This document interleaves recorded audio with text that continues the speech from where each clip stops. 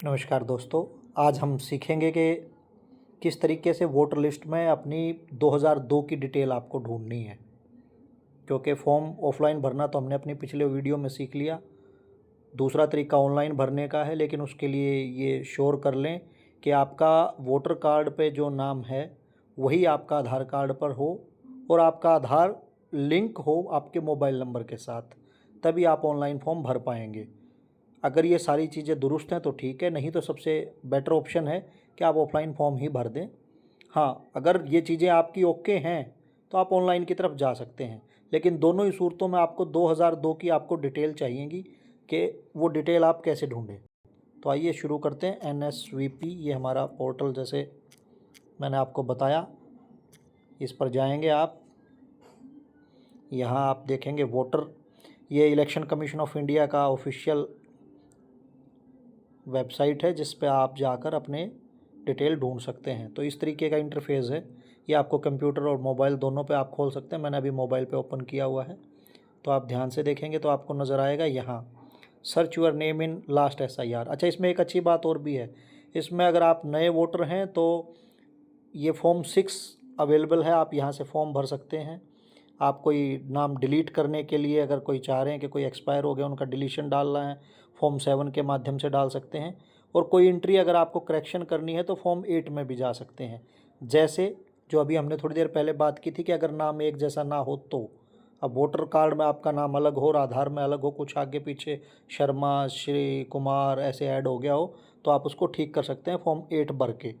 अब ये आप ऑनलाइन भी भर सकते हैं सारे फॉर्म, और आप इनका प्रिंट लेके प्रॉपर इनको ऑफलाइन भर के BLO के माध्यम से भी करवा सकते हैं।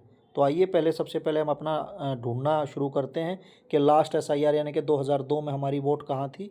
तो search your name in last SIR, आप इस लिंक पे क्लिक करेंगे तो आपके सामने कुछ इस तरह का इंटरफेस खुल जाएगा। अब आप ध्यान से देखेंगे, आपको दो चीज़ें यहाँ सामने नज़र आ रही हैं।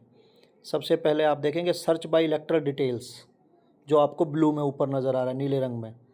अब इलेक्ट्रल डिटेल हमारे पास अमूमन इतनी होती नहीं, ये बहुत बारीक डिटेल आपसे पूछ रहा है, भाग संख्या, क्रम संख्या, वो सारी चीज़ें आपसे पूछेगा, तो वो इतनी डिटेल हमारे पास होंगी नहीं।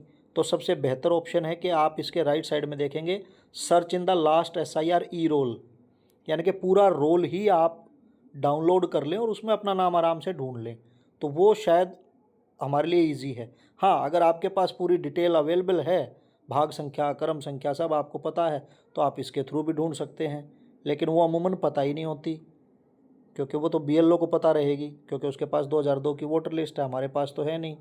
तो अब आ जाओ search in last E roll, यानी कि राइट साइड, हम इसको क्लिक कर देंगे।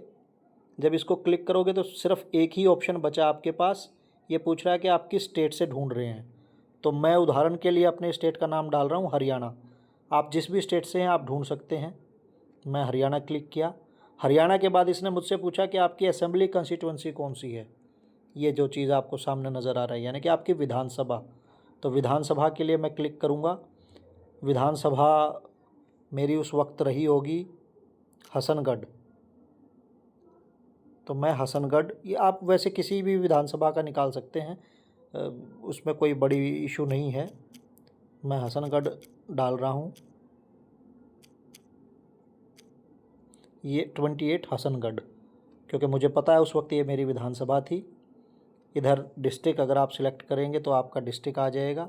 मेरा डिस्ट्रिक्ट जैसे रोहतक है हरियाणा में, तो आप अपना डिस्ट्रिक्ट सिलेक्ट कर लें। अब इसने पूछा कि आपका पोलिंग स्टेशन का नाम और नंबर क्या है, अगला जो सवाल आपको स्क्रीन पर नज़र आ रहा है। अब आप जब इस पर क्लिक करेंगे तो ये आपको बहुत सारे ऑप्शन दे देगा।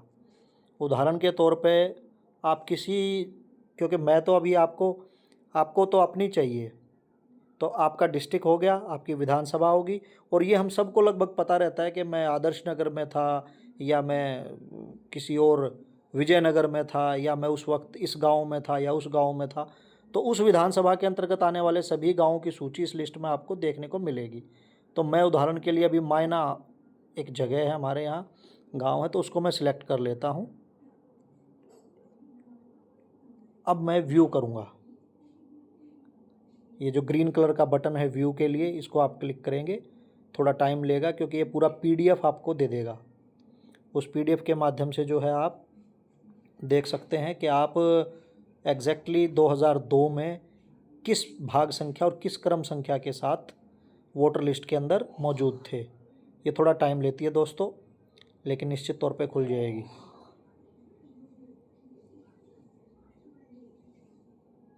थोड़ा टाइम लेगी, होपफुली जल्दी हो जाएगा। तो अब ये इस तरीके से हमें ढूंढ के देगी।